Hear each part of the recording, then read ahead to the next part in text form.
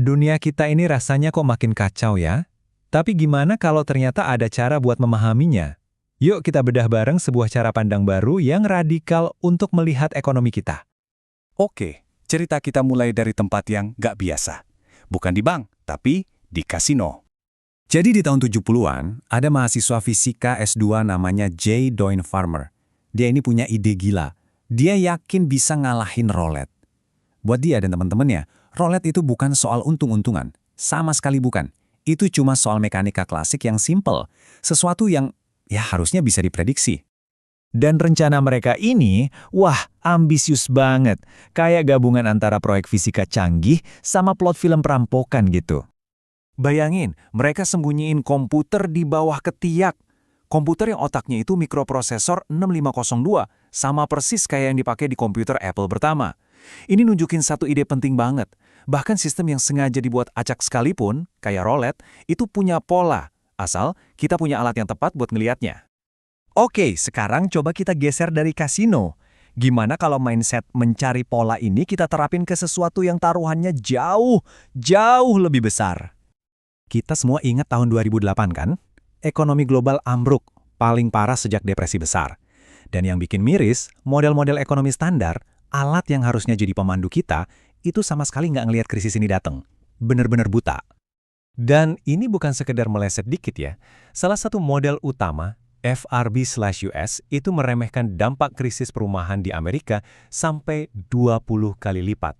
Bayangin, salahnya separah itu. Ini bukan salah prediksi, ini udah bencana. Poin pentingnya di sini adalah orang-orang yang paling berkuasa di sistem keuangan pun sadar. Mereka tahu kalau buku panduan yang mereka pegang selama ini udah gagal total. Nah, kegagalan besar itulah yang akhirnya membuka pintu buat pendekatan yang benar-benar baru. Pendekatan yang nggak lagi pura-pura kalau dunia ini rapi, tapi justru merangkul kenyataan kalau dunia kita ini, ya berantakan. Nah, disinilah letak perbedaannya yang paling mendasar. Coba kita lihat perbandingannya. Ekonomi standar itu mikirnya ekonomi itu kayak sistem yang selalu cari keseimbangan, kayak jam yang presisi. Orangnya dianggap rasional, pokoknya semua rapi. Sementara itu, ekonomi kompleksitas ngelihatnya beda banget. Ekonomi itu sistem yang dinamis, nggak pernah diam. Orangnya juga nggak selalu rasional. Dan yang paling penting, ekonomi itu bukan mesin, tapi lebih mirip ekosistem atau cuaca. Selalu berubah, saling terkait, dan kadang nggak bisa ditebak.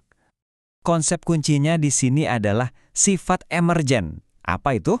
Gampangnya gini, perilaku kompleks yang muncul dari interaksi banyak bagian-bagian kecil yang simpel. Contoh paling gampang itu koloni semut. Satu semut sendirian ya gitu-gitu aja, tapi ribuan semut bisa bikin sarang yang super canggih. Nah, ekonomi kompleksitas bilang, ekonomi kita juga gitu. Krisis pasar, booming mendadak, itu semua bukan disebabkan satu hal, tapi muncul dari jutaan interaksi kecil antar manusia dan perusahaan. Jadi lupakan gambaran rantai pasokan yang lurus rapi dari bahan baku ke konsumen. Ekonomi itu lebih mirip jaring laba-laba yang super kusut. Semua industri saling jual beli. Artinya apa? Guncangan di satu titik kecil aja nggak cuma jalan lurus ke bawah, tapi getarannya bisa menyebar kemana-mana, ke seluruh jaring. Ini benar-benar ngubah cara kita mikirin soal risiko. Oke, teorinya keren. Tapi pertanyaannya, apakah pendekatan baru ini beneran ampuh? Nah, kebetulan ada ujian terbesarnya belum lama ini. Tantangannya luar biasa. Gimana cara memprediksi dampak ekonomi dari lockdown global di tahun 2020? Waktu itu, banyak ekonom lain kelabakan. Tapi timnya Farmer di Oxford, mereka membangun model yang benar-benar beda. Jadi, apa yang mereka lakukan? Mereka nggak pakai teori-teori abstrak. Mereka membangun semacam kembaran digital dari ekonomi Inggris, benar-benar dari bawah ke atas. Pertama, mereka petain dulu semua tenaga kerja, pakai data super detail buat nentuin siapa aja yang bisa kerja dari rumah. Kedua, mereka identifikasi industri-industri mana yang jadi biang keladi, yang kalau berhenti bakal bikin macet semuanya. Terakhir, mereka simulasikan gimana guncangan awal ini bakal merambat, kayak gelombang kejut ke seluruh jaringan ekonomi yang kusut tadi. Dan inilah hasil prediksinya, kontraksi PDB Inggris di kuartal kedua 2020 sebesar 21,5%. Angka ini mereka kirim ke pemerintah Inggris di awal Mei 2020. Dan ini hasilnya benar-benar luar biasa. Coba lihat grafiknya. Prediksi dari Bank of England yang pakai model standar meleset jauh di angka minus 30%. Prediksi dari model kompleksitas minus 21,5%. Dan kenyataannya, minus 22,1%. Gila kan? Deket banget. Model mereka hampir tepat sasaran. Poinnya di sini bukan cuma soal bikin prediksi yang lebih akurat, ini soal membangun perangkat yang lebih canggih untuk mengarungi masa depan kita yang penuh ketidakpastian. Bayangin aja, dengan model-model seperti ini, kita bisa mengatasi tantangan-tantangan terbesar kita. Dari ketidakstabilan finansial, kesenjangannya makin lebar, sampai transisi ke energi hijau. Kita bisa menguji berbagai kebijakan di dalam komputer dulu sebelum diterapkan di dunia nyata. Jadi, kita bisa cari pilihan yang paling mendingan di tengah krisis, persis seperti yang mereka lakukan waktu COVID. Pada akhirnya, seperti yang dibilang J. Doyne Farmer, tujuan utamanya adalah agar peradaban kita menjadi lebih sadar.